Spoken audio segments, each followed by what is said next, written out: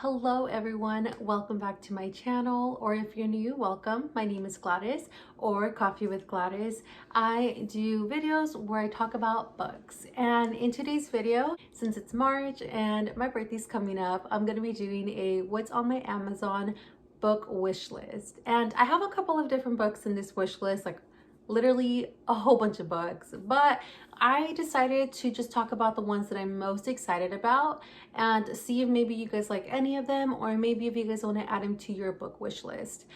So yeah, let's get to it. The first book that I'm going to be talking about is a book that I've seen almost in everyone's YouTube videos. It's by Al Kennedy and it's the Off-Campus series. I know that there's a couple of different books to this series. I don't exactly know how many books there are.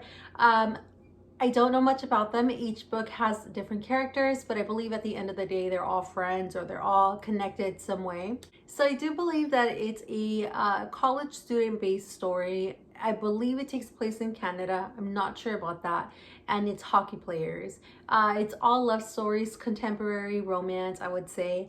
Yeah, I don't know much about them. Like, I don't know any of the characters or what the storyline's about, but I have heard really good stuff about it. I hear it's really fun to read, so hey, why not? The next book on my wish list is You Have a Match by Emma Lord, and this one's a little bit crazy. I don't exactly know a lot about it. So I do know that the main character signs up for a DNA service. I don't know if it's like dating or if it's like 23andMe. I have no idea what the DNA service is for, but I do know that she ends up signing up for it. And when she signs up for it, she finds out that she has a sister that she's actually never even met. She didn't know anything about her sister. And this girl's name, her sister's name, is Savannah. She's a year older than the main character. And she's a very popular girl. I believe she has like an Instagram where she's like all about green smoothies, and the whole point is that she's a completely different person from the main character. They have nothing in common, or at least it seems that way.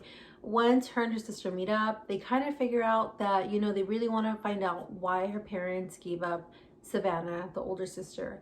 And that's what I got off of the story, but I don't know if that's particularly it. I just feel like it's a good concept of the story, and like I'll have fun reading it. The next book is Honey Girl by Morgan Rogers. This one has been on everyone's list, or at least everyone has read this book and has spoken so highly about it. So that's why it's on my list. I do know that the main character goes to Vegas to celebrate an accomplishment, and it's during this trip to Vegas that she actually gets married. And who hasn't heard about a Vegas story? The only thing with this one is everyone is stating that it's not what you think it will be. So it's not the usual Vegas story. There's a lot about this character that really draws you in. It's almost like a self-help book in some way, because this character is finding themselves and they're kind of trying to figure out what they really want out of life. And almost everyone that has read the story has talked about the fact that it's made them question their own life, and they feel like they really connect to the main character. So for that reason, I feel like this is a book that I really want to buy soon. I feel like it's a book that's really going to impress me. I just hope that I don't have high hopes, because I feel like that happens so often. But the story is really interesting. Then we have 3 Hours by Rosamund Lupton, and this book has actually been on my Amazon wish list for quite some time.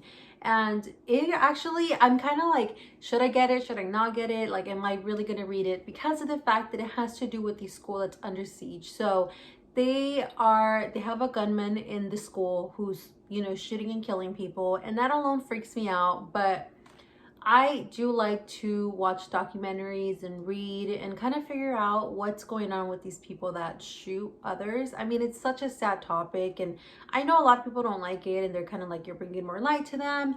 But at the same time, I like to know what's led them to that point.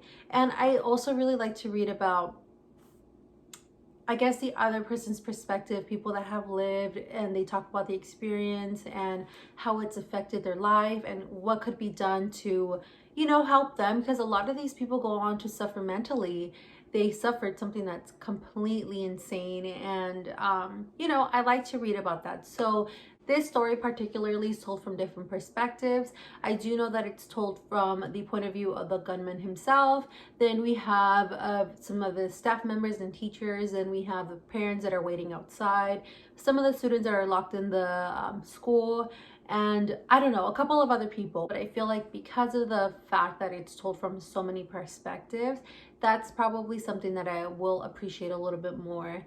But yeah, that's another one that's in my book wish list. And we're gonna go ahead and talk about The Liar's Girl by Catherine Ryan Howard. And this is a thriller book that has to do with this woman who moved away, I believe from Scotland, because her best friend was murdered. During this time that her best friend was murdered, there was a lot of killings going around, and people kind of just knew that they had a serial killer in hand. And in the end, it turns out that the main character's boyfriend was the actual serial killer. And I mean, who wouldn't freaking flee from their state or their country or whatever after they find out that their significant other is killing other people, including your best friend? But then whatever, he gets arrested, she moves on with her life. Years later, there's other killings going around that seem very similar to those killings that her boyfriend committed, but he's locked up. So police are trying to get him to assist in the investigation, but he won't talk to anyone. The only person he wants to talk to is his ex-girlfriend that left him because, you know, he murdered her best friend. But I guess it's during this time that things start coming to light, where things just are not as they seem. I don't know, I feel like this one's really interesting. It's highly recommended, so hopefully it's good. And we have The Vanishing Half by Brielle Bennett, and this one has been everywhere lately because it was released a couple months ago. It has to do with two sisters that are born in a southern black neighborhood, and after a couple of years they go their separate ways. One sister stays in that town where she raises her daughter. You know, again, it's a black southern community, and the other sister leaves that town and she ends up moving somewhere else where she passes as a white person, and no one knows that she's actually black, not even her husband. And you kind of just get to see the concept of these two women who grew up in the same neighborhood with the same parents, had almost same experiences, move on to completely different lives. And I think that itself is very fascinating, and I'm really interested in this one. So, and it has a beautiful book cover, so we'll see how it goes. Atomic Habits by James Clear is a book that has also been in my wish list for quite some time. It's just a sort of a self-help book where you kind of learn about creating new habits, getting rid of bad habits, and ways to kind of make sure that your habits do stick around. I like these type of books because I am someone that really does thrive in creating good habits, and then I have really bad habits that I need to get rid of, like sleeping in late. So I feel like this is a good one. I'm excited about that one too. The next book I am so excited about, it's actually going to be released on March 9th, and it's a book that I talked about in my 2021 book releases that I was anticipating, and that is How Beautiful We Were by Mbala Mbwa. It has to do with the African village of Kusawa that is being infiltrated by the American people. There are American people there taking oil from their land, and it's during this time of the oil being taken out that their farmlands start to get destroyed. Crops are no longer thriving.